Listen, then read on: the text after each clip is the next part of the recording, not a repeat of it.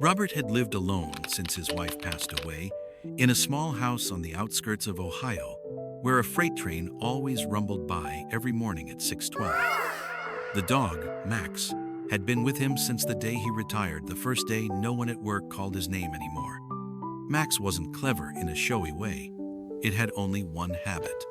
Every afternoon, exactly at 5:30, it would sit by the living room window and wait for Robert to come home, even though he was only taking a 15-minute walk around the neighborhood.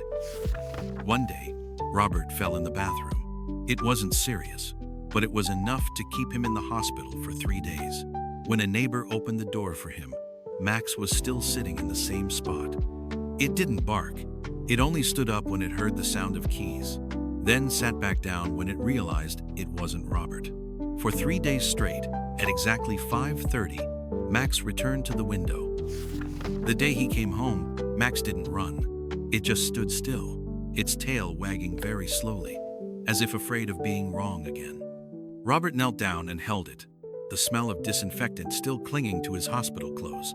That evening, he noticed Max didn't finish its meal. From that day on, Max began to grow confused. There were afternoons when Robert was sitting right there in the chair, and Max still looked out the window, waiting. One winter evening, Max didn't get up anymore. The veterinarian said softly, "He's old." Robert brought Max home and laid him on the old blanket that still smelled of sunlight. He sat there all night, his hand resting on a chest that no longer rose and fell. The next morning, the freight train still passed at 6:12, but no one got up. A few weeks later, Robert still came home out of habit at 5:30. He opened the door more slowly, paused for a few seconds, and only then stepped inside. The neighbors noticed he often sat by the window, in the exact spot where Max used to sit. Once, the girl next door asked, "Who are you waiting for?" Robert replied, "No one. I'm just sitting here so someone knows I've come home." Message to everyone watching this video.